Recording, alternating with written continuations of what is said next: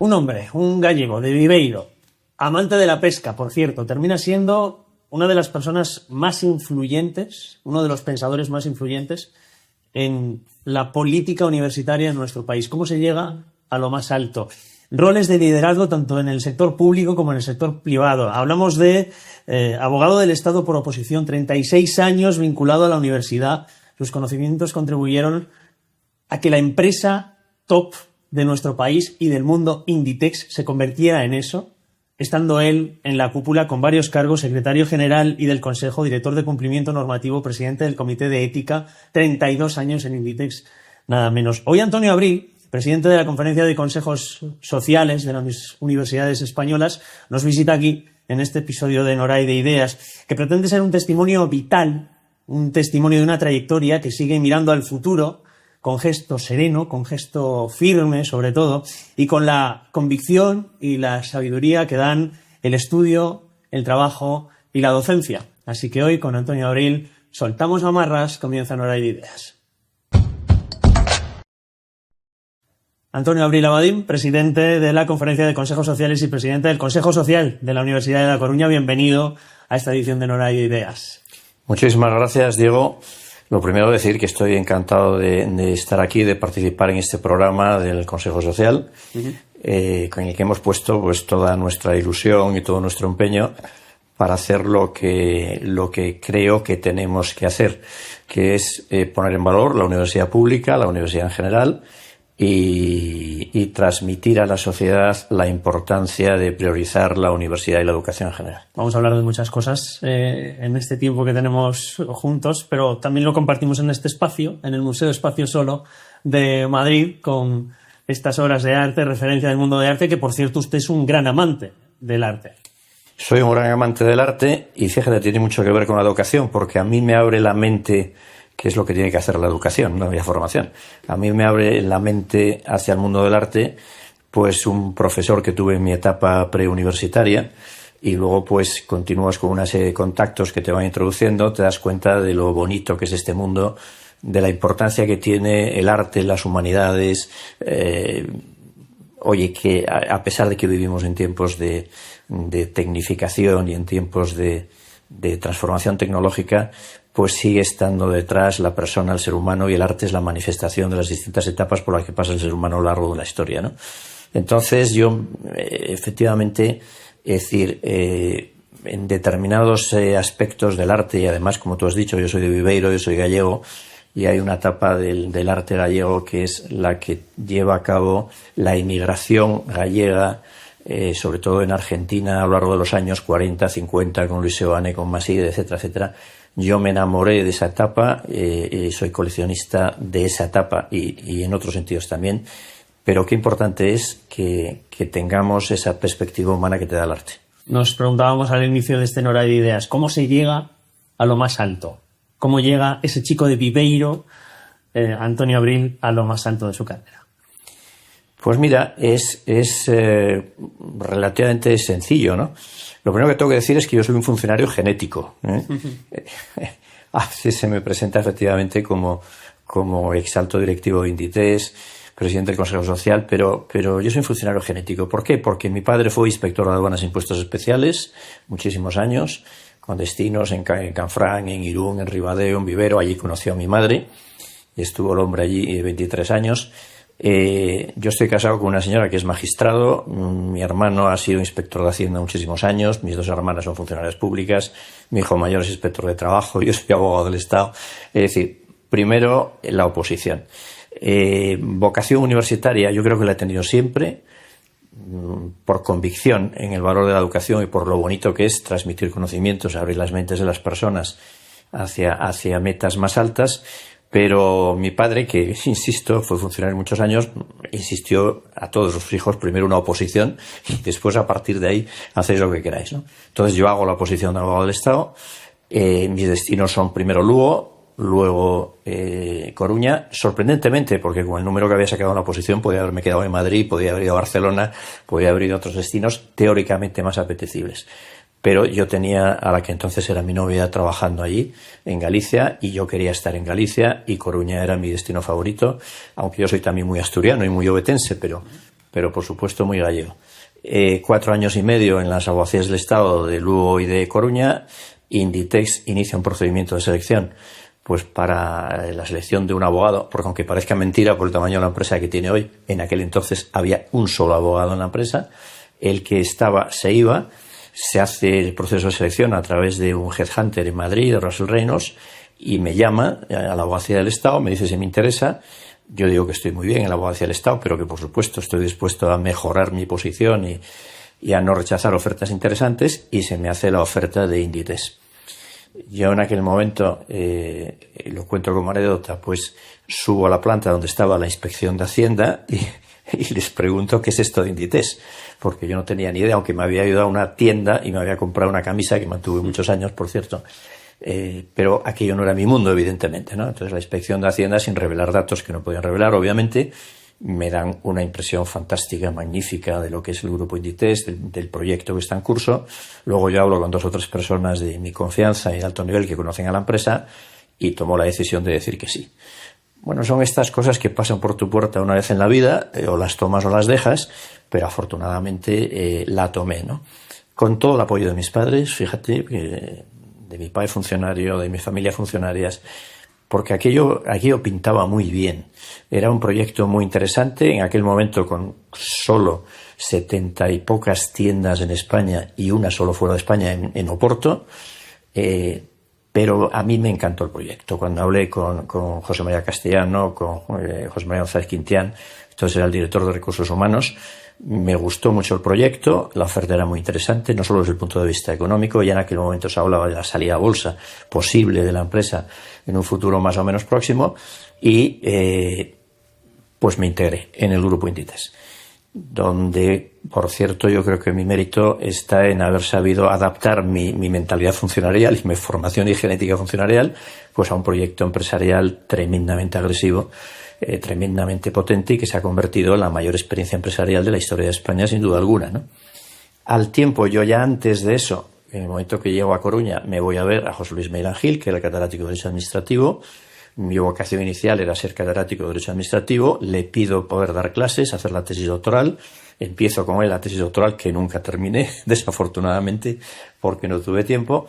Pero sí empecé a dar clases, fui 6 años profesor asociado de Derecho Administrativo, y siempre peleé por mantener mi contacto con la universidad. Porque tú me hablabas antes del arte, hablabas de la pesca. Pues fíjate, con esas 3 cosas tienes mucho ya de mi equilibrio de alguna manera, ¿no? Es decir, la dedicación a Inditex ha sido tremendamente intensiva, maravillosa, porque ha sido una experiencia, pero dura en ocasiones. Pero ahí estaba el arte y ahí estaba la pesca para equilibrar de alguna manera emocionalmente a la persona, ¿no? Yo lo he dicho muchas veces, no sé qué hubiera sido de mí sin la pesca y sin el arte. Obviamente la familia me ha ayudado muchísimo, mi mujer sacrificó su carrera porque la familia, un magistrado que estaba en la audiencia provincial y un alto directivo de Inditex viajando todas las semanas fuera de España, la familia se iba a resentir. Nosotros tenemos 3 hijos, ¿no? Entonces, con todos esos apoyos de los hobbies, que importante es tener hobbies en la vida, en todas las etapas de tu vida, no solo cuando estás jubilado, y con el apoyo de la familia, pues logré mantener esa triple perspectiva, ¿eh? Es decir, mi contacto con la función pública, que lo he seguido manteniendo, aunque no ejerciendo, mi actividad como alto directivo de Inditex, fantástica, y luego mi contacto con la universidad, que me ha llenado muchísimo y que todavía hoy mantengo, ¿no? Es importante tener hobbies, dice usted, es importante tener vida, sobre todo para un ejecutivo de su nivel en la cúpula de la empresa puntera en España y de los datos actualizados de las 100 empresas punteras en el mundo. Pero usted nunca pierde un hueco para reservarlo a una de sus pasiones, que es la universidad. ¿Cómo se puede compatibilizar la labor de un alto ejecutivo con la vinculación con la universidad, que usted nunca perdió? La labor de un alto ejecutivo en el grupo Inditex, porque probablemente haya otras empresas en las que sea un poco más fácil, ¿no?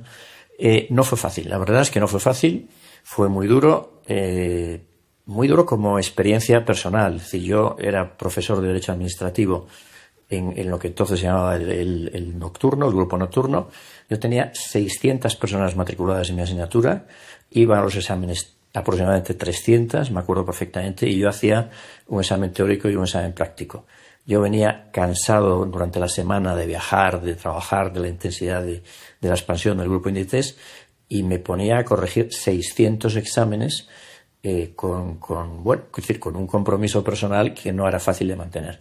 Luego, por otra parte, la empresa consintió, evidentemente, si no hubiera sido posible, que yo desarrollara actividad universitaria, pero no transigió en absoluto que eso le privara a la empresa de un minuto de mi dedicación necesaria. Con lo cual, bueno. Y luego el apoyo del que durante muchos años fue consejero delegado de Inditex, José María Castellano, al que quiero muchísimo y al que le estoy muy agradecido, que era catedrático de Derecho en la Facultad de Económicas, y él mantenía también, en cierto modo, su actividad universitaria, algunas otras personas allí también, y bueno, pues lo fuimos consiguiendo, ¿no?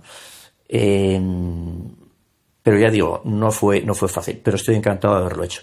No fue plena esa dedicación, yo no pude hacer la tesis doctoral, le puse el título, hice los cursos de doctorado que se hacían entonces, pero no pasé de ahí, y eso es algo que me ha quedado ahí pendiente en mi vida, ¿no? Y que ahora ya, yo creo que ya no estoy en edad de hacerlo. Pero bueno, no se puede tener toda la vida, ¿no? Decíamos que este No hay de ideas es una suerte de testimonio vital de toda una trayectoria. Usted ya ha mencionado algunos nombres, pero entiendo que después de estar 32 años en la cúpula de Inditex, algo se aprende. ¿Qué se lleva usted de esa experiencia y qué personas recordaría en este caso? Bueno, 32 años han llenado mi vida, porque yo estuve 4 años y medio de abogado del Estado, 4 años de preparación de la oposición, vamos a decir que han sido 8 o 9 años de función pública, por decirlo de alguna manera, y luego 32 años intensísimos. Es decir, decía antes que cuando yo entré en el grupo Inditex había poco más de 70 tiendas, todas en España, menos una en Oporto, y cuando yo me fui eran 7.500 tiendas en 100 países, ¿no?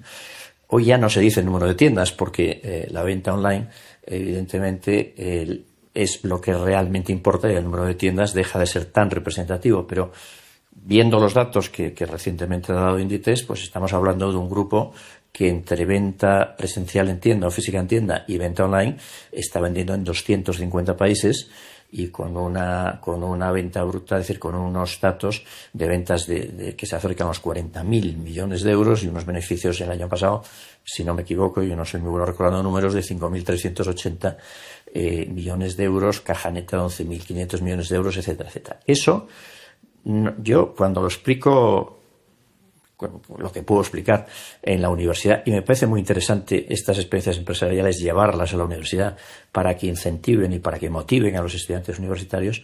Yo cuando lo explico digo, no ha sido una hada madrina que ha venido con una varita mágica y ha dicho hágase las colecciones y hágase las tiendas. Es fruto de una combinación entre emprendimiento carismático de Amancio Ortega, pero también mucha gestión de talento que Amancio Ortega, a pesar de ser el emprendedor, ha sabido trasladar como cultura de la organización, porque a ti te habrá pasado también, nos hemos encontrado todos empresarios que son magníficos emprendedores, pero luego no son tan buenos gestores de las personas. Entre otras cosas porque ellos creen que, además de ser empresarios, son a la vez economistas, juristas, químicos, biólogos, en fin, lo que haga falta. Y no es el caso de Amancio Ortega, que siempre ha sido el mejor en lo suyo, se ha querido rodear, está mal que lo diga yo, pero es así, de los mejores en sus respectivos campos, pero siempre ha respetado las competencias, las capacidades y las responsabilidades de las personas que le rodean, etcétera, etcétera, ¿no? De manera que Amancio Ortega ha sido una persona absolutamente referente en mi vida, lo sigue siendo. Yo he trabajado 32 años, ha llenado mi vida, ¿no? En la empresa que él fundó, de la que sigue siendo accionista mayoritario, de la que sigue siendo el primer comercial, y ha conseguido que un funcionario genético como yo pues haya sido capaz de sobrevivir en esa situación. Es decir, algo no habré hecho mal cuando se me ha mantenido 32 años en posiciones de alta dirección en el grupo Inditex. ¿Qué he aprendido? Todo. Es decir, me ha dado una mentalidad global, internacional, que yo no tenía.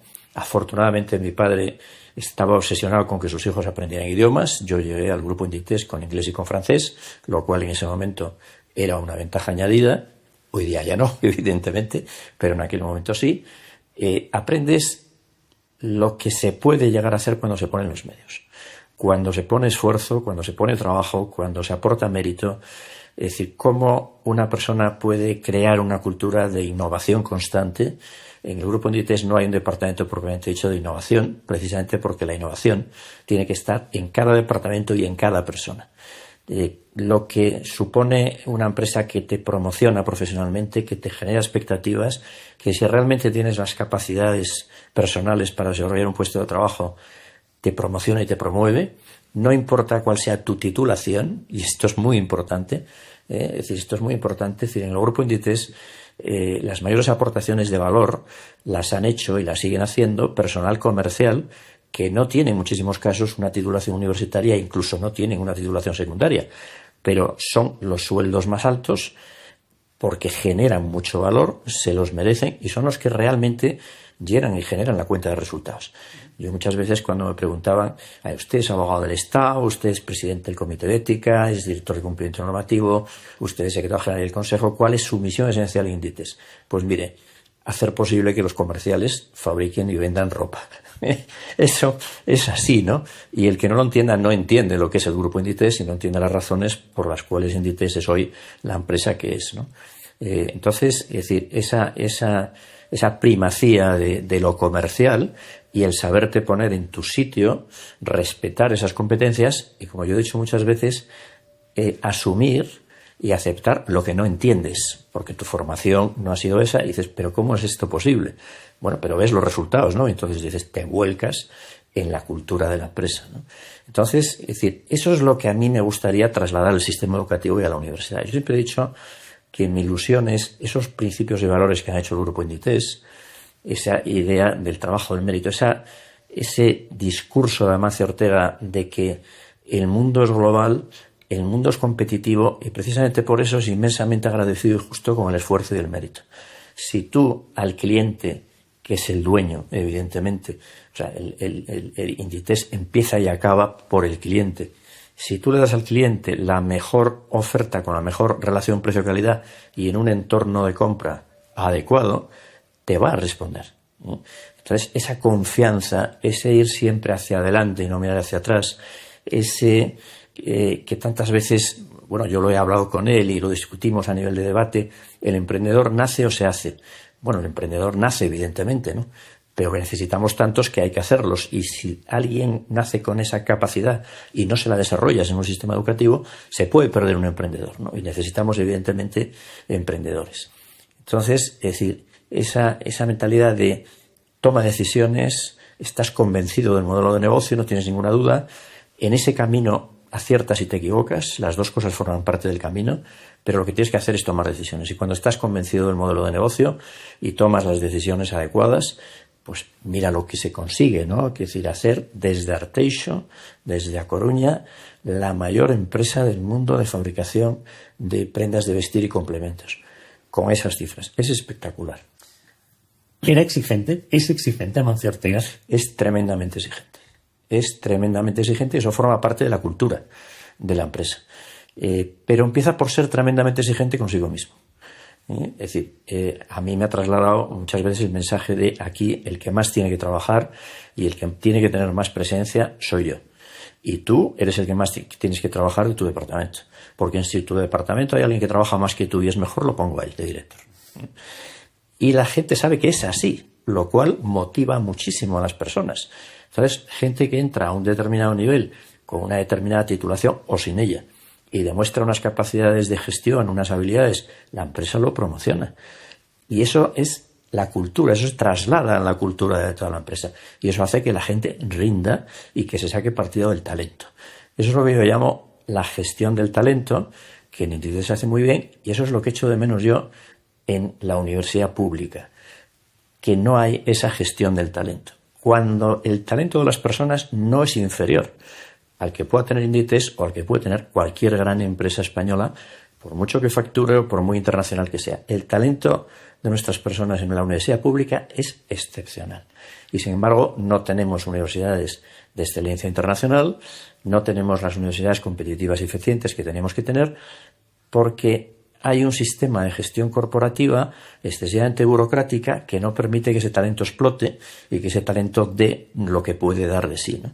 Entonces, me preguntabas qué has aprendido en el grupo Inditex, pues todo esto, es decir, lo que pueden dar de sí las personas cuando están colocadas en su sitio y sacas el talento posible de ellas.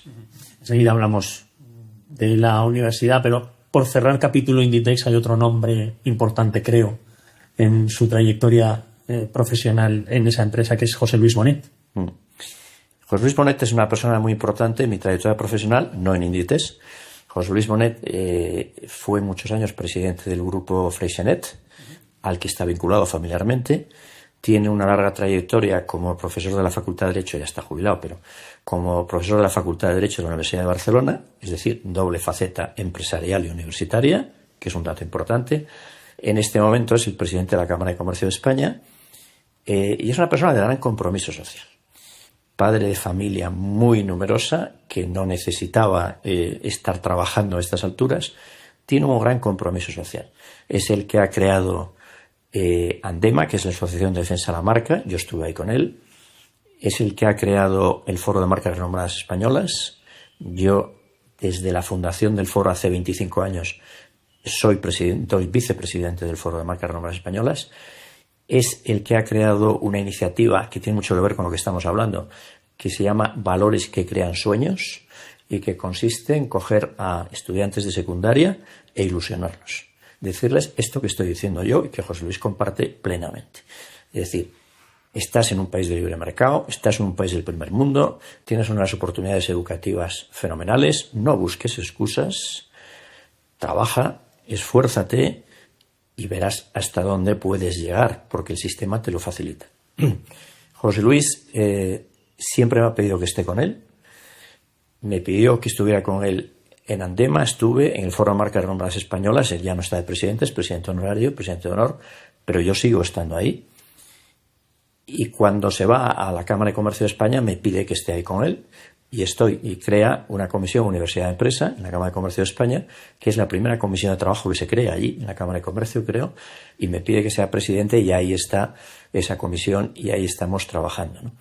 Entonces, es decir, compromiso social. Por ejemplo, el Foro de Marcas Renombradas Españolas, que tiene mucho que ver con lo que yo quiero hacer en la universidad. ¿Por qué? Porque es una institución de referencia en cooperación público-privada. ¿Qué hace el Foro de Marcas Renombradas Españolas? Unir fuerzas y esfuerzos y crear sinergias entre empresas y administraciones públicas.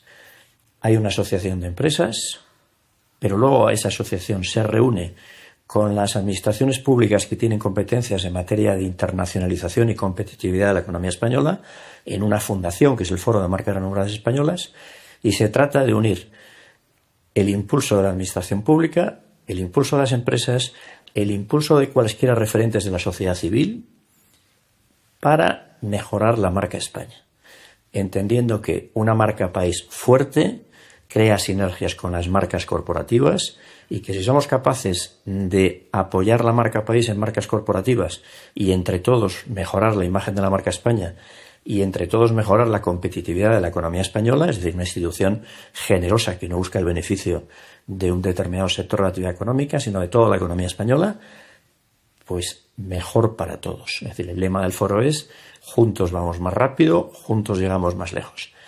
En un país donde la cooperación público-privada tiene mucho que mejorar, y un aspecto de esa cooperación público-privada, luego podemos hablar de ello, es la relación entre universidad y empresa, es muy importante la labor que está haciendo el Foro de Marcas Renombradas Españolas. Yo siempre digo que si el foro no existiera habría que crearlo ya y con urgencia, pero afortunadamente lo tenemos ahí y realiza una gran actividad. Es decir, José Luis Bonet es una persona a la que yo quiero mucho, yo creo que a mí también me aprecia, es una persona de gran compromiso social, de manera que yo tengo esos dos referentes en la vida, Amancio Ortega, que es mi referente empresarial, como no lo voy a tener, y luego José Luis Bonet, que en lo que no es Inditex, pero es proyección de Inditex en determinadas instituciones y compromiso social y cooperación público-privada, pues ahí está José Luis Bonet.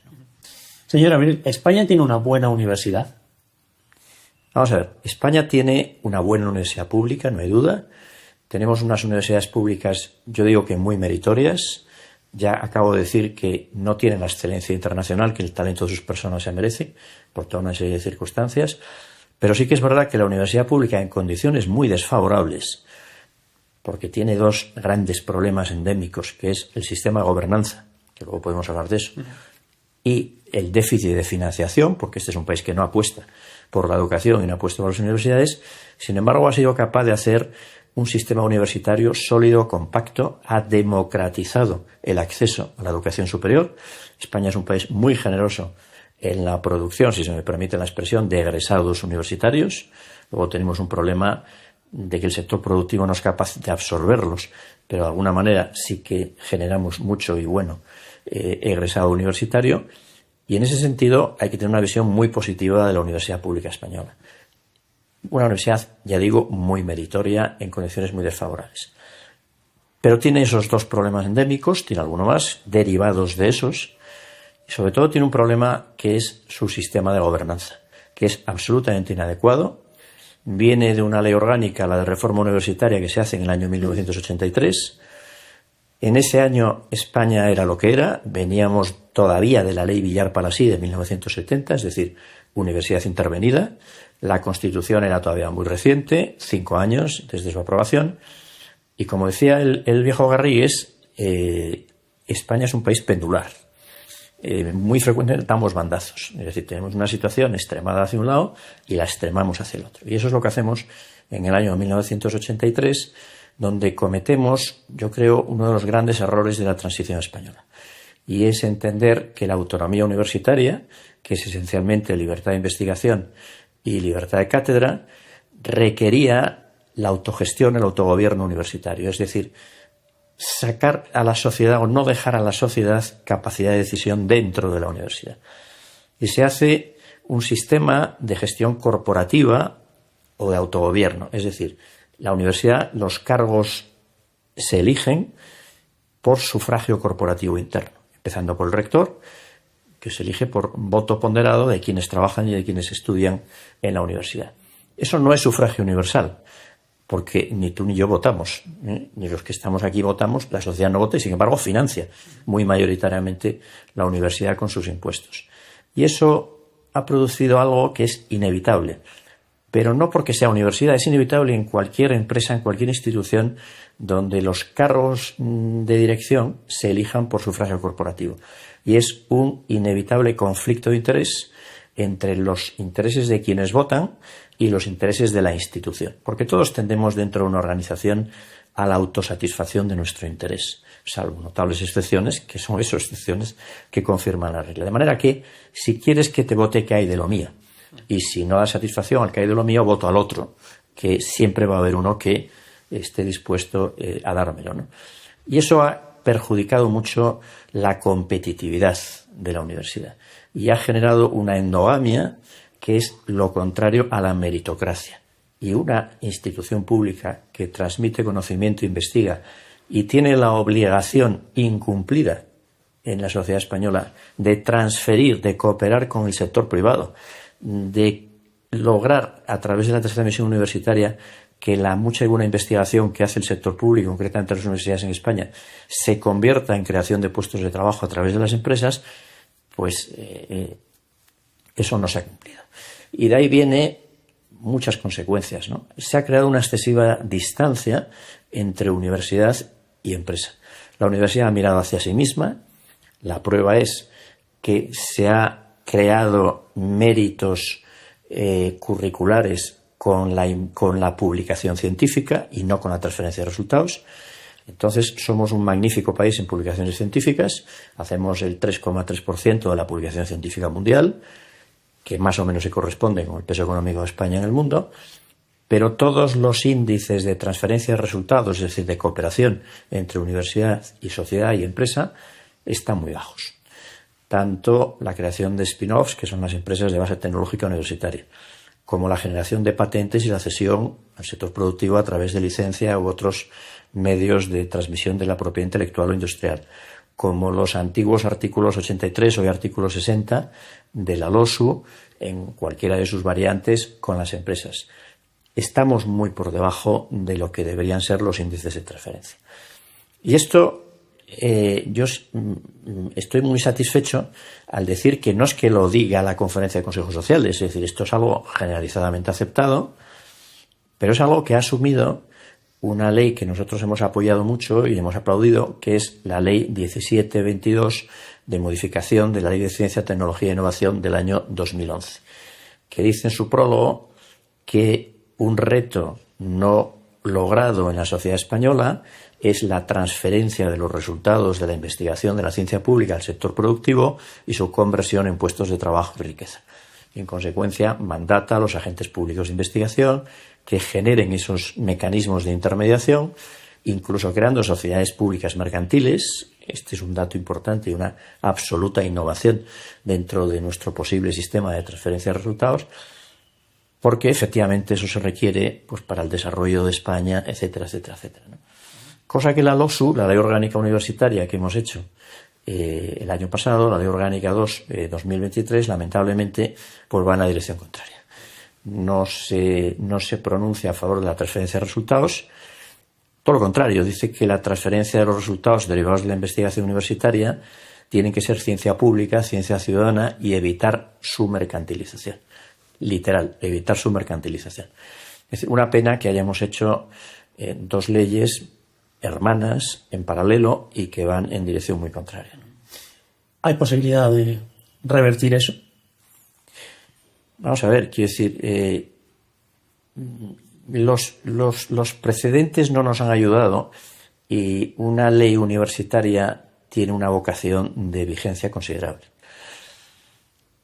¿Cómo está el ecosistema en este momento de la legislación universitaria? Lo primero que hay que decir es que hemos tenido la poca fortuna de que en la generación de la LOSU convergen dos circunstancias que no son normales. La primera es que en enero del año 2020, si no me equivoco, se hace una remodelación en el Gobierno de España y por necesidad de dar cuotas partes del Gobierno a socios del Gobierno, se pone el Ministerio de Universidades sale de Ciencia e Innovación, en donde estaba, y nunca debió salir, se independiza y se le da a un socio del Gobierno que es En Común Podem, que es quien designa a los ministros, primero Castells y luego Subirats. La segunda circunstancia es que se produce la crisis de la COVID-19 y Europa, al dar fondos Next Generation, le pone a España condiciones. Y una de las condiciones que le pone es hacer una nueva ley orgánica universitaria antes del segundo trimestre del año 2023. Con lo cual se pone la generación de esa ley en manos de ese ministerio que está en manos de quien acabo de decir. Con lo cual tenemos una ley universitaria que ha hecho esa ideología política y la Conferencia de Rectores de las Universidades Españolas, porque tiene esa capacidad de influencia y porque de secretario general estaba un ex vicerrector de una universidad pública de la Universidad de Madrid. Y el que me oiga decir esto podrá decir, bueno, pero la ley es del Gobierno, la ley no es de un ministerio. Efectivamente, pero también hay que decir que yo cogí esa ley, ese proyecto de ley, la ley cuando era proyecto, me fui a donde tenía que irme, y no voy a dar datos, y le dije, oye, esta no es una ley orgánica universitaria de un país del siglo XXI, de un gobierno más o menos centrado, que tiene que hacer una ley que haga o permita hacer una universidad española que se aproxime a los modelos europeos de éxito, que es lo que nos está pidiendo todos los informes que se han hecho sobre la Universidad Pública Española, tanto por expertos independientes, luego podemos citar alguno, como los que ha hecho la ciencia española. Ahí está lo que dice la Confederación Española de Sociedades Científicas en su informe sobre la Estrategia Española de Ciencia, Tecnología e Innovación 2021-2027, pero sobre todo es lo que nos ha dicho la OCDE en ese magnífico informe, el mejor que se ha hecho sobre la cooperación ciencia pública-empresa en España, que es la hoja de ruta para la transferencia de resultados y la cooperación entre ciencia pública y empresa en España, que se presenta en el año 2021, y que es un informe que se realiza a petición del propio gobierno. ¿Qué es lo que nos dicen? Pues mire ustedes, y luego Europa, que cuando impone la condición de la ley, dice que la ley tiene que abordar un tema pendiente en España, que es el good governance of university institutions, es decir, el buen gobierno de las universidades españolas. Es decir, entonces, cuando todos los informes, cuando la ciencia en España, cuando la OCDE, cuando Europa te dicen que tienes un sistema de gestión de gobierno de la universidad que no es el adecuado, que es una excepción en el mundo, y haces en el año 2023 una ley que insiste en ese sistema de gobierno, pues es que realmente tenemos un problema. Hay varios puntos ahí. Uno es el de la gobernanza, que usted mismo ha citado. Otro, lo que dice la propia ley, eso que decía usted, la mercantilización de la universidad. Pero ¿no existe una brecha muy grande que salvar entre el estudiante que termina la universidad y el que se tiene que enfrentar al mercado laboral? Entiendo que su propuesta va porque las empresas estén o tengan una comunicación más directa con la universidad. Claro, esa es una de las consecuencias del sistema de gestión. Es decir, en el año 1983 se saca a la sociedad de la universidad, o no se mete a la sociedad en la universidad, y se generan excesivas distancias. La universidad mira hacia sí misma y la sociedad pierde compromiso con la universidad. Consecuencia, no la financia, la universidad tiene un déficit de internacionalización, toda una serie de consecuencias. Pero es que hay un problema que es un problema de economía real, ¿no? Yo decía antes que generamos muchos egresados universitarios. Estadísticamente no tenemos demasiados universitarios, pero la realidad, ¿cuál es? La realidad es que tenemos el doble de paro de egresados universitarios que la media de la Unión Europea. Estamos cerca del 10% y en titulaciones como artes, humanidades, ciencias sociales superamos mucho ese porcentaje. Pero es que tenemos un 36% de infraempleo sobre cualificación universitaria, es decir, egresados universitarios que están trabajando pero no en un puesto de trabajo que requiere cualificación universitaria. Y tenemos unos porcentajes de emigración del talento universitario que asustan. O sea, COTEC, la Fundación COTEC y el IBIE valenciano han presentado el año pasado un trabajo sobre mapa de generación, atracción y retención de talento en España con estudio de flujos migratorios. Interesantísimo. Más de la mitad de los emigrantes españoles, más de la mitad de los españoles que salen de España, llevan debajo del brazo un título universitario. Y el 43% sale directamente empleado en un puesto de trabajo fuera de España que requiere alta cualificación. Menos de la tercera parte de los que entran traen esa cualificación universitaria. Es decir, tenemos mucho egresado universitario que no somos capaces de emplear en España. Con lo cual, ¿qué fue antes, el huevo o la gallina? Es decir, ¿dónde está el problema? ¿La universidad genera el problema porque no transfiere resultados? Voy a dar un dato. La primera regulación sistemática de méritos académicos de transferencia en todas las áreas de conocimiento la realiza el ministro Pedro Duque en el año 2018. Hasta el año 2018 nosotros no habíamos regulado los méritos curriculares por transferencia. Evidentemente lo que teníamos eran méritos curriculares por publicación científica, pero no por transferencia. Entonces, ¿qué es lo que nos dice la OCDE? Van ustedes ahora en la dirección adecuada, pero vienen de muy atrás. Les falta cultura de cooperación. Los mecanismos de intermediación, lo que son los centros tecnológicos, las oficinas de transferencia de resultados de la investigación, etcétera, etcétera, las fundaciones, universidad, empresa, van en la dirección adecuada, pero les falta cultura de cooperación, porque eso no se improvisa, requiere de una cierta trayectoria y de una cierta experiencia. Entonces, ¿qué es lo que tenemos que hacer? Mejorar las capacidades de absorción de la transferencia de conocimiento a las universidades en el sector productivo. Pero ¿eso cómo se hace? Mejorando la transferencia, acercando universidad y empresa, mejorando la cooperación público-privada. Y ahí estamos los consejos sociales. Los consejos sociales tenemos responsabilidades de control y supervisión económica y presupuestaria de la universidad, pero luego lo que realmente nos gusta, donde realmente está nuestro campo de acción, es en la tercera misión universitaria, es decir, en el acercamiento entre universidad y empresa. Y ahí hay muchísimo que hacer, con mucha resistencia, demasiada, por parte de los estamentos universitarios. Hay que decirlo muy claramente, que hay una falta de permeabilidad al cambio por parte de los estamentos universitarios, fundamentalmente la Asociación de Rectores de las Universidades Españolas y por otros estamentos universitarios también. Tenemos que meter a la sociedad en el sistema de gobierno de la universidad. Eso no va en detrimento de la autonomía universitaria. En el año 83 se podía pensar que era así, en el año 2023, y viendo los modelos de éxito en las universidades europeas, es evidente que no es así. ¿Qué es lo que hay en Europa? En Europa, a diferencia de España, lo que hay es un solo órgano de gobierno, no dos, como aquí, Consejo de Gobierno y Rector por un lado y consejos sociales por otro, aunque nosotros seamos más bien testimoniales y no órganos de gobierno reales, pero hay un presidente de la parte social en ese órgano de gobierno. El rector se elige por concurso de méritos y puede venir de cualquier punto del mundo, no como en España, que solo puede provenir de la propia universidad, lo cual no tiene sentido en el siglo de la globalización, evidentemente. Y luego hay una participación de la sociedad en ese órgano de gobierno que puede ser mayoritaria, paritaria o minoritaria, porque hay modelos de todo tipo, pero en cualquier caso es real, es efectiva. Eso facilita mucho más la conexión entre sociedad y universidad, y luego esa sociedad está en el gobierno de la universidad y consiguientemente puede presionar hacia donde tiene que presionar una sociedad un servicio público de educación universitaria. A mayor eficiencia, a mayor flexibilidad operativa, a mayor capacidad de gestión del talento, mayor internacionalización, es decir, lo que hace que esa universidad sea más eficiente y funcione más como algo que tiene que ser la universidad y que en España tenemos muy olvidado, motor del desarrollo económico y social. No es una institución dedicada a la transferencia del conocimiento solo, que ya es mucho. No es una institución dedicada solo a la investigación, que es la generación de nuevo conocimiento, que ya es mucho.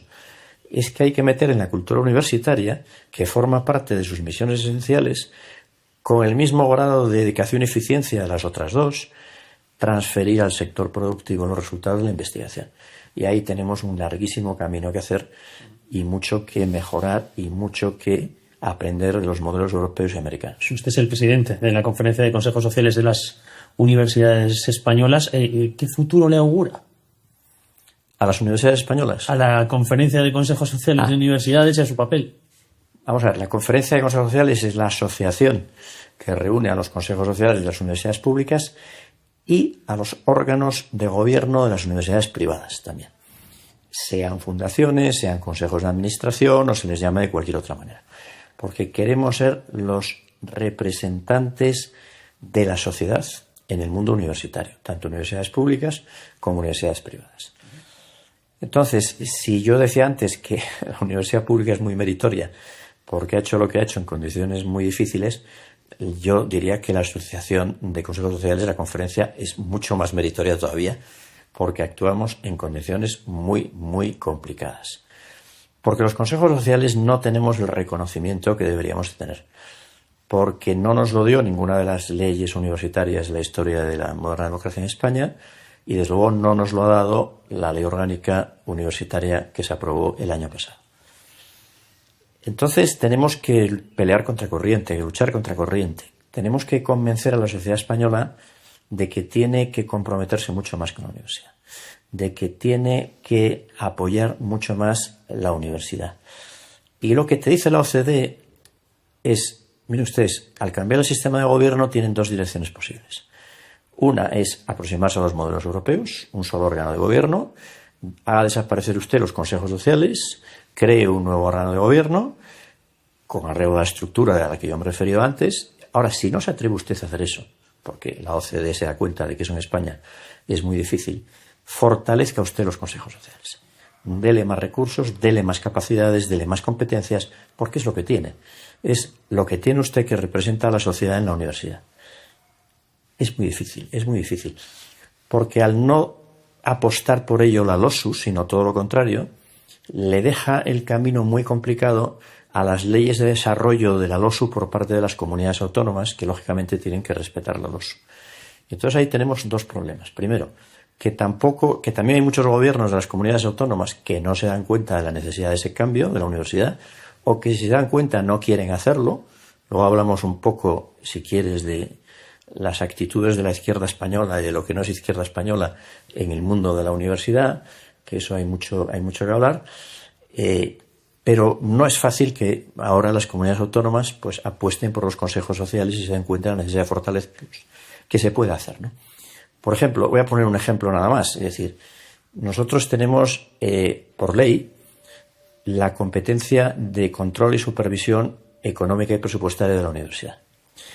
El Tribunal de Cuentas de España y los consejos de cuentas de las comunidades autónomas llevan años diciendo que esa competencia no se puede ejercer porque no tenemos capacidades reales. ¿Por qué? Y es fácil de entender. Porque la documentación económica y presupuestaria de las universidades se nos rinde a documento finalizado, no participamos en la elaboración de esa documentación, y en segundo lugar porque el servicio de control interno, la intervención, no depende de los consejos sociales, sino que depende del rector directamente a través del gerente. Es decir, en las universidades públicas españolas, quien controla ingresos y gastos, controla la fiscalización de esos ingresos y gastos. No hay segregación de funciones entre quien gestiona los ingresos y quien fiscaliza. Eso no puede ser. Ahí hay un problema de transparencia y rendición de cuentas.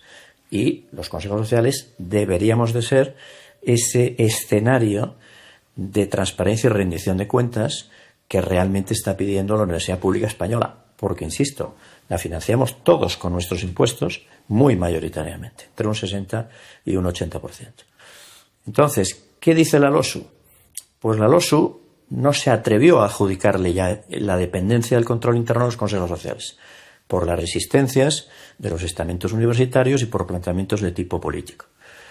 Y da una fórmula en el artículo 59, que es que existirá un órgano de control interno, bien, que tendrá autonomía funcional, muy bien, que contará con un servicio de auditoría interna, muy bien, y que no podrá depender de un órgano unipersonal.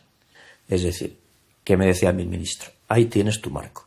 No puedes seguir dependiendo del rector ni del gerente, porque son órganos unipersonales. Búscate la vida con las comunidades autónomas para que las leyes de desarrollo digan que depende de los consejos sociales. ¿Qué están haciendo ahora algunos rectores? Pues maniobrando para crear órganos ad hoc, de manera que se cumpla la letra de la ley, pero evidentemente no el espíritu, que es que quien por ley tiene el control económico y presupuestario tenga además las capacidades para ejercer esa competencia de control económico y presupuestario. Bueno, este es un ejemplo de la situación y podríamos ir a más ejemplos. Por ejemplo, tú has hablado antes de que hay una cierta brecha entre oferta y demanda en España. Es decir, tenemos mucho egresado universitario y, sin embargo, las empresas se quejan de que no encuentran profesionales que necesitan para cubrir su demanda de puestos de trabajo, etcétera, etcétera. ¿Cómo es eso, no? Bueno, pues porque no hay un mapa de titulaciones que se haya adaptado a las necesidades reales de trabajo de las empresas. Eso no es un problema de que las universidades trabajen para las empresas, como se ha llegado a decir.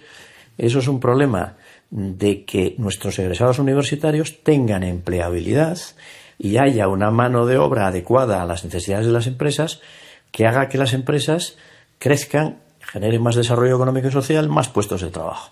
Porque al final es todo lo mismo, es decir, es un sistema económico en el que hemos creado excesiva distancia entre quien genera la ciencia pública mayoritariamente en España y las empresas, que son las que tienen que organizar ese talento y desarrollarlo y crear puestos de trabajo y riqueza, ¿no? Entonces, esta es la situación que realmente yo, desde mi punto de vista, es asombrosa, ¿no? Y entonces hay quien dice, bueno, pero es que tú tienes una deformación empresarial porque has estado 32 años en Inditex y entonces te crees que esto funciona como una empresa. Y digo, no, yo he estado 32 años en Inditex, pero soy funcionario público, sé lo que es la función pública, digamos que la he mamado en mi casa y llevo 36 años en la universidad y sé cómo funcionan las universidades públicas. Al final hay un objetivo concurrente que es el bienestar social. Es decir, que es la marca España. Lo que hace el Foro de Marcas Renombradas Españolas, es decir, más cooperación público-privada, más cooperación universidad-empresa, es más marca país. ¿Qué hace la marca país? No solo los atributos blandos, la gastronomía, el clima, la empatía de los españoles, la cultura, los museos. No. También los atributos duros, que son la innovación, la tecnología y la educación, que son los tres atributos que nos penalizan en la percepción internacional de España. Y no es por casualidad. Decir todo esto, usted hacía antes alusión, ¿es de izquierdas o de derechas? ¿Hasta qué punto la ideología juega o tiene efectos en todo lo que estamos hablando, que es la gestión del talento, la gestión universitaria y su relación de la universidad con la empresa? Es una pregunta comprometida que yo no tengo inconveniente en responder, en mi opinión, aunque sea una respuesta poco política, ya la adelanto, y que alguna vez me trae problemas, ¿no? Es decir, en España hay demasiada política y demasiada ideología metida en el sistema educativo y sobre todo en la universidad. Y eso es un gravísimo error. Cuando se hace política con la universidad, se hace política a costa y en perjuicio de la universidad. Ya, por tanto, a costa y en perjuicio de todos. Es decir, para la izquierda la universidad es una cuestión ideológica. Y esto no me lo invento yo, lo he oído muchas veces desde ministros hasta rectores, etcétera, etcétera. No digo que lo digan todos los rectores, pero es una cuestión ideológica. De hecho, la ley orgánica universitaria no modifica el sistema de gobernanza por un criterio ideológico, por una cuestión ideológica.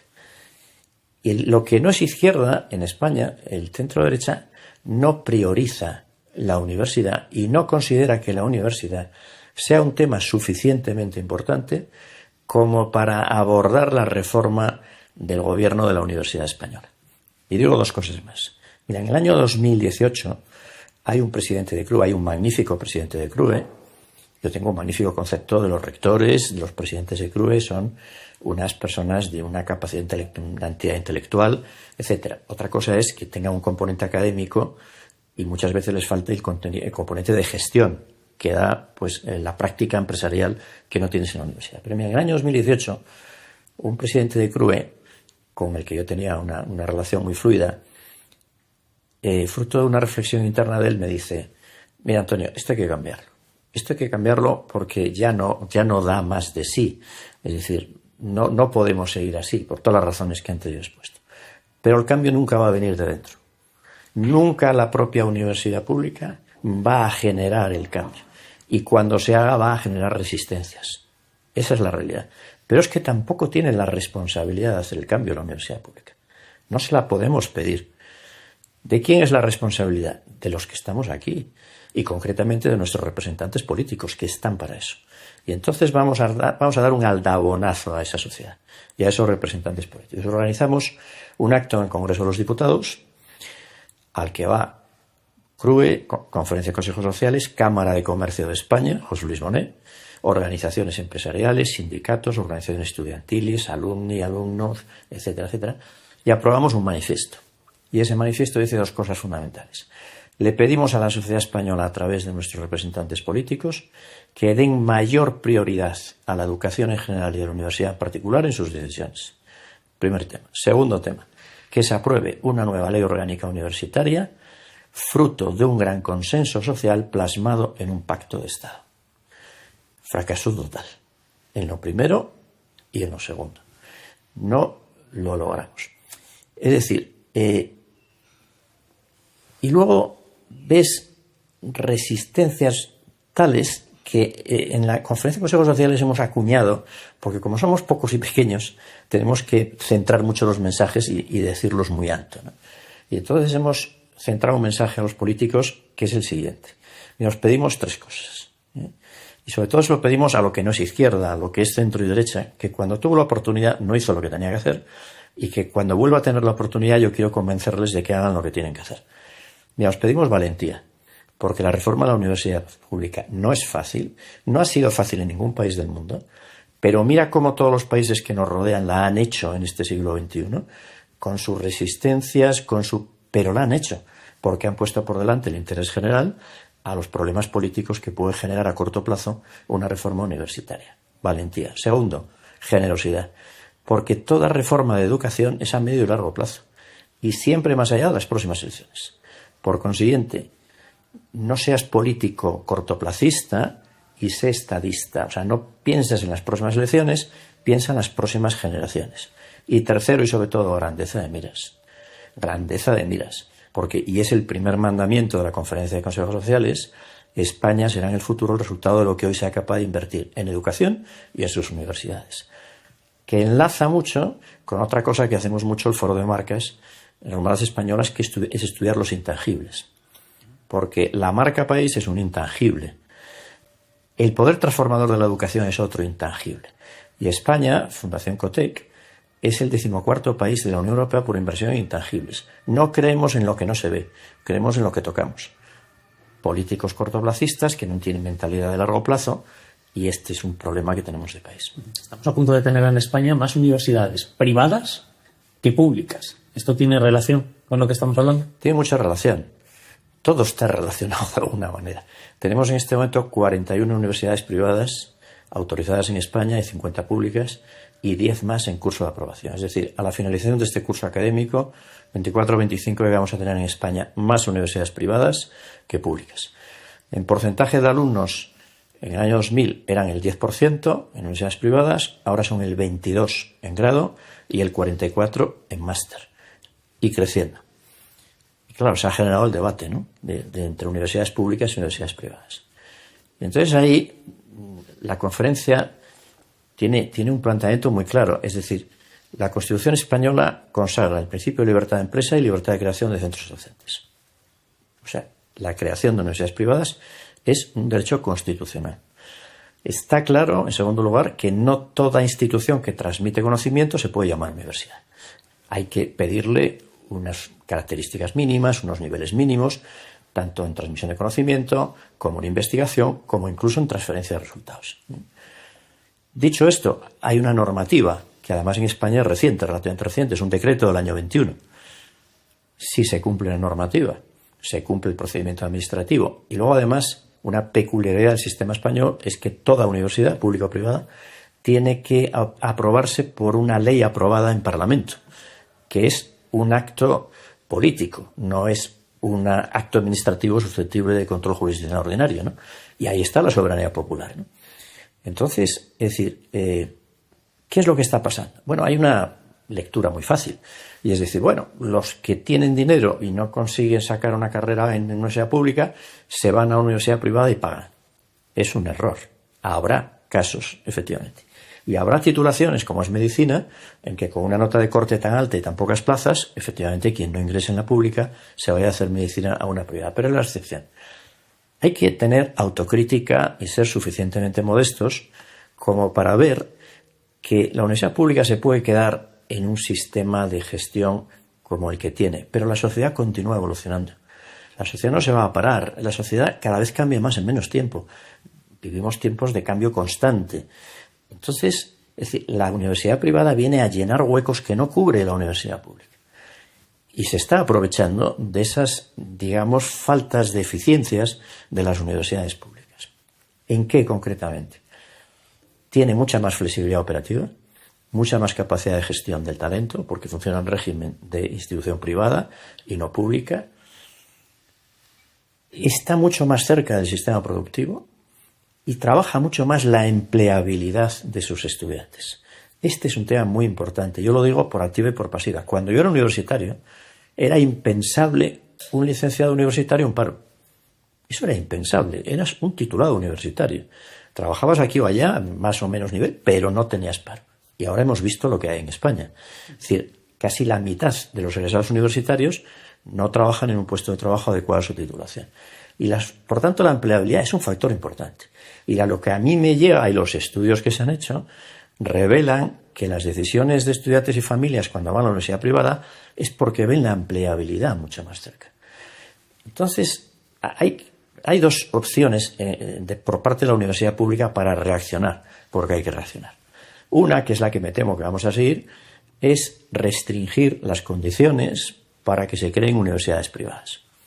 Otra, que es la que se debería de hacer, es modificar la universidad pública para que tenga más flexibilidad operativa, para que el mapa de titulaciones se pueda adaptar más a las necesidades de trabajo de los egresados universitarios, dar entrada a la sociedad en la gestión para que intervengan más en ese mapa de titulaciones, a las empresas para que estén en los planes de estudio y, lógicamente, sean más adecuados también a la empleabilidad, etcétera, etcétera, ¿no?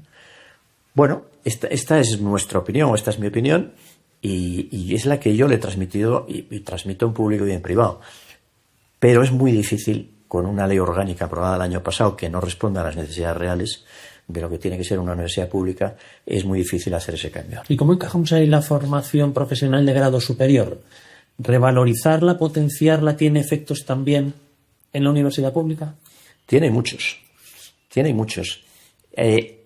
Otro problema que tenemos en el sistema educativo español, que ya viene de lejos, es que tenemos un gran desajuste entre la formación de grado medio y la formación de grado superior. Tenemos mucho egresado universitario y tenemos muy poco personas con títulos de grado medio, digamos.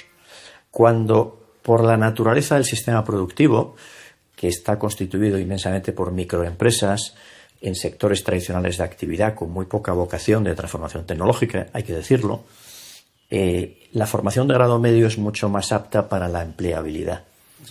Entonces, siempre hemos tenido la formación profesional como algo secundario, de menos nivel. El que no vale para la universidad, que vaya a la formación profesional. Es lo que antes se llamaba, en mis tiempos, ahora no se utiliza la palabra, titulitis. Hay un problema de titulitis.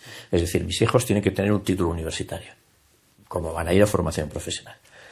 Bueno, pues yo ahora estoy viendo hijos ya nietos de compañeros míos, de gente de alto nivel social, que no tienen inconveniente en que sus hijos vayan a la formación profesional. Es decir, y eso es muy bueno, estamos revalorizando socialmente la formación profesional.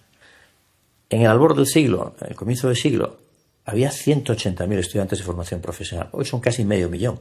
Es decir, vamos ganando a formación profesional. ¿Qué ocurre con la formación profesional? Primero, hemos sido capaces de hacer una ley orgánica reguladora de la formación profesional con un amplio consenso político. Luego, se puede hacer consenso político en educación e formación. No lo conseguimos en educación básica, primaria y secundaria, ni en educación universitaria, pero sí lo hemos conseguido en formación profesional. Segundo, la formación profesional tiene mucho más fácil que la universidad hacer formación dual, de la mano de las empresas. Y eso es lo que está pidiendo el sistema educativo español a gritos. Cooperación entre sistema educativo y empresa.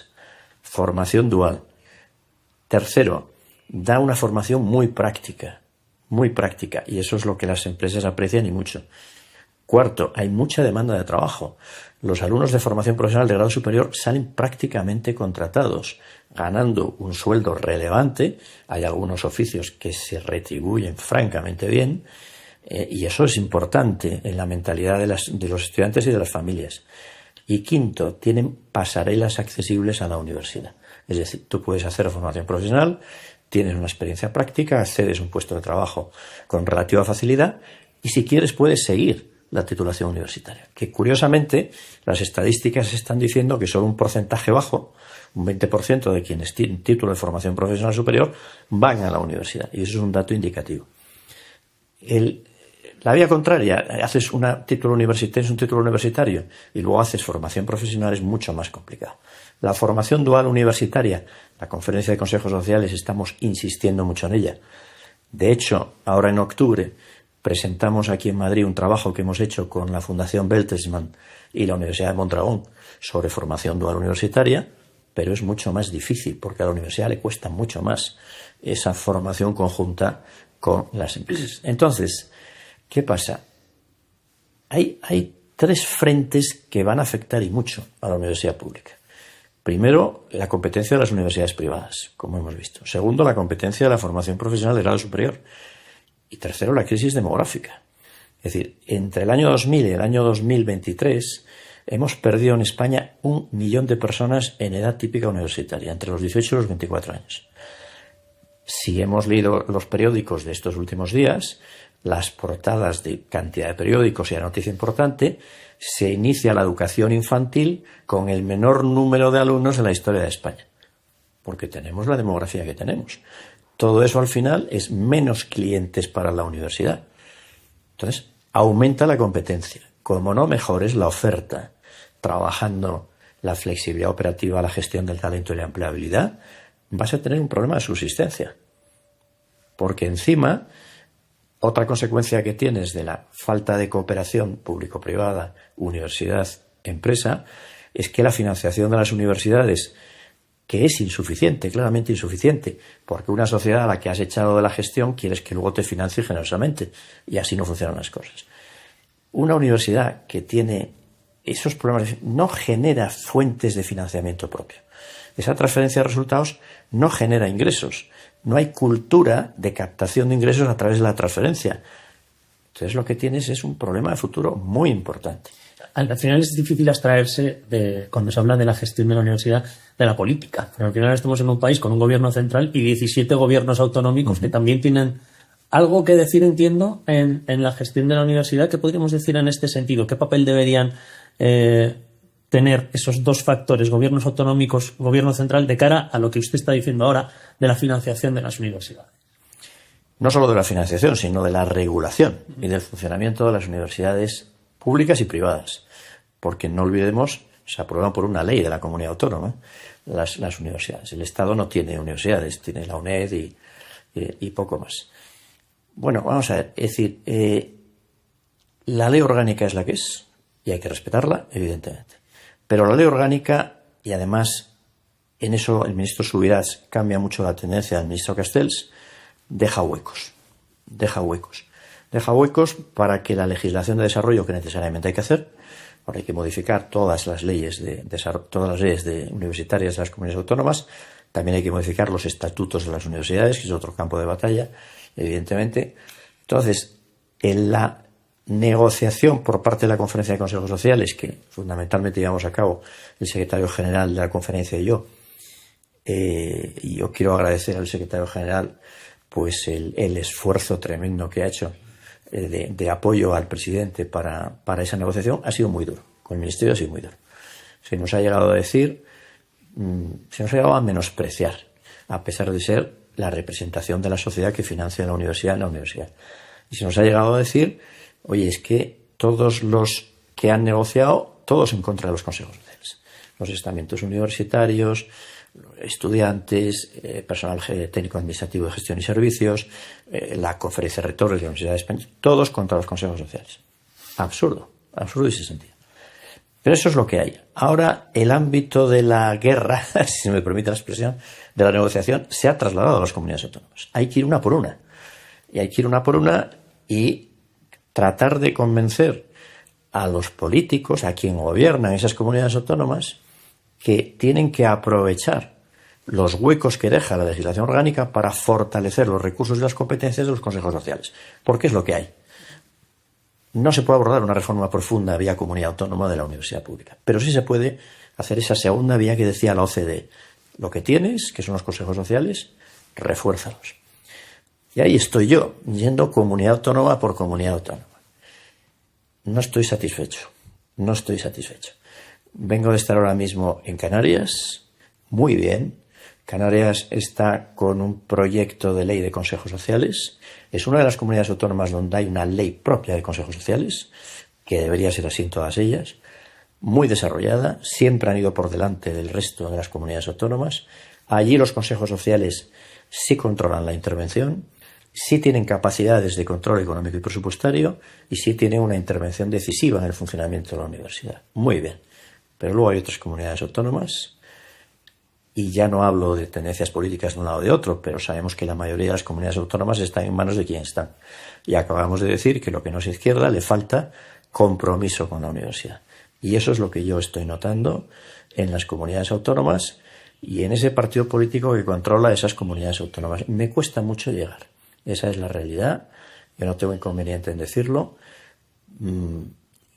Ahí hay que aportar, hay que meter en vena valentía, generosidad y grandeza de miras, y estamos lejos de conseguirlo.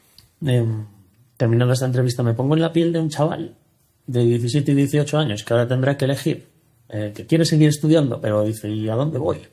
Y si a una universidad pública, a una universidad privada. Yo no sé si podríamos terminar esta entrevista como empezamos, con el Antonio Abril de Viveiro, amante de la pesca, que su padre le dice que estudie.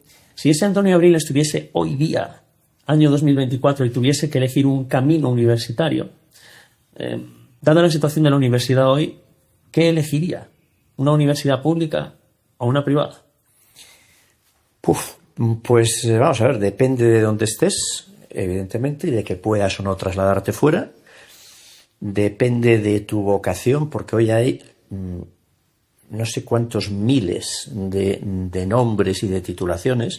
O sea, en España no hay un numerus clausus de titulaciones universitarias como puede haber en Francia, sino que es un número abierto. Entonces yo a veces me pongo en el papel de los alumnos y digo, caray, qué difícil elegir, ¿no? Qué difícil elegir. Yo me iría primero a un doble grado de Derecho y Económicas, porque yo siempre he notado en falta mi formación en la parte económica, pero soy jurista por vocación, o sea, yo no dejaría de hacer derecho. Por ejemplo, la Universidad de Coruña tiene un magnífico doble grado de Derecho Económico. Yo lo estudiaría allí tranquilamente, absolutamente sin ningún problema. Lo que sí haría es completar mi formación con formación en el extranjero. Buscaría, a ser posible, un grado que me permitiera cubrir 1 o 2 años o después en un sistema de cooperación con una universidad extranjera. Ahí tenemos también mucho camino que cubrir. Tenemos muy poca internacionalización en la Universidad Pública Española. Y eso a mí me valdría perfectamente. Luego, universidades aquí en Madrid, pues también las habría, evidentemente. Pero yo, hoy por hoy, elegiría ese doble grado que tengo al lado de casa y donde sería muy feliz y me daría una magnífica formación, pero con componente internacional. Y volviendo a ese niño de Viveiro, yo siempre insisto, ¿qué quería ser de mayor? Ahora, echando la vista atrás, terminando este testimonio vital de su trayectoria, ¿se siente usted satisfecho? Me siento encantado y feliz. Yo estoy en una etapa de mi vida que si no la veo no la creo, porque he hecho la oposición que he querido, la he sacado razonablemente bien y razonablemente joven. Me ha llamado el Grupo Inditex. En el Grupo Inditex he sido, yo digo, humilde protagonista y espectador privilegiado de la mayor aventura empresarial de la historia de España. He hecho la expansión nacional e internacional, he hecho la salida a bolsa, he hecho algo que es lo más bonito que he hecho yo en el Grupo Inditex, que es la RSC, la responsabilidad social corporativa, lo que hoy se llama la sostenibilidad social y medioambiental. Eso además me ha formado mucho como persona, como ser humano, porque cuando ves el poder de mejora de la vida de las personas en el tercer mundo que tiene la RSC que implantamos aquí en el primer mundo, te quedas asombrado. Y claro, tienes que ir allí. Entonces yo he pisado mucho China, he pisado Bangladesh, he pisado Perú, he pisado Guatemala, he pisado el norte de África, he pisado las fábricas, las buenas y las malas, y te das cuenta de lo afortunado que eres cuando has nacido en un país del primer mundo como España, que es lo que yo le digo a los estudiantes. En ese programa que inspiró José Luis Bonet, que se llama Valores que enseñan sueños o que forman sueños, lo que le decimos a los estudiantes de secundaria es: no te quejes, estás en el país que estás, tienes los medios que tienes. Es decir, si no llegas a donde tú quieres es porque no pones los medios. Habrá excepciones que son las que confirman la regla, pero es porque no pones los medios. Cuando ves eso, te quedas realmente asombrado, ¿no? Sobre todo cuando eres una sociedad cotizada y el sistema, el inversor, que es el que manda, te exige no tener el más mínimo problema con el cumplimiento de derechos humanos y derechos sociales en toda la cadena de producción. Y tienes que hacer la trazabilidad integral del producto. Y entonces tienes que poner los medios para que efectivamente no haya ni una sola prenda en ninguna de tus tiendas que tenga detrás un incumplimiento de un derecho humano básico. Claro, eso es magnífico, ¿no? Es lo que yo le digo también a los alumnos, que es otro tema muy interesante. A los 18 años eres revolucionario, porque si no eres revolucionario cuando tienes 18 años ya pierdes la oportunidad de serlo toda tu vida. Pero antes, en la España de hace 50 años, tenías que ser revolucionario fuera del sistema. Y estaba, de alguna manera, razonado, ¿no? Y hoy puedes ser revolucionario dentro del sistema. No cuestiones el sistema de economía de mercado, que es el único posible en un país como España. El muro de Berlín cayó hace más de 40 años, aunque haya quien no se ha enterado todavía. Pero dentro de la empresa, no rechaces la empresa. La empresa es lo que te va a garantizar tu bienestar social, directa o indirectamente, aunque seas funcionario público. Directa o indirectamente te va a garantizar tu bienestar social. Apoya el sistema de economía de mercado, pero sé revolucionario dentro. Y eso es a través de la sostenibilidad. Exígele a las empresas compromiso social, compromiso medioambiental, hace unas leyes exigentes en todos esos sentidos, cumplimiento de derechos humanos en toda la cadena de producción, que es en la línea que estamos, etcétera, etcétera, etcétera, ¿no? Está clarísimo. Tenemos la oportunidad, el otro día yo lo hablaba con José Luis Bonet, ¿no?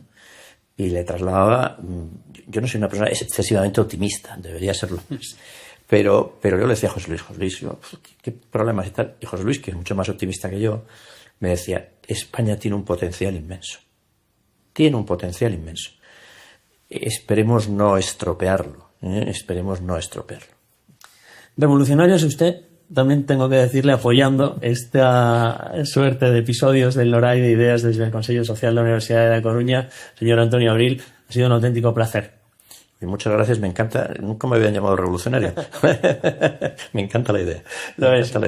Nos vemos en otros episodios. Muchas gracias. Gracias.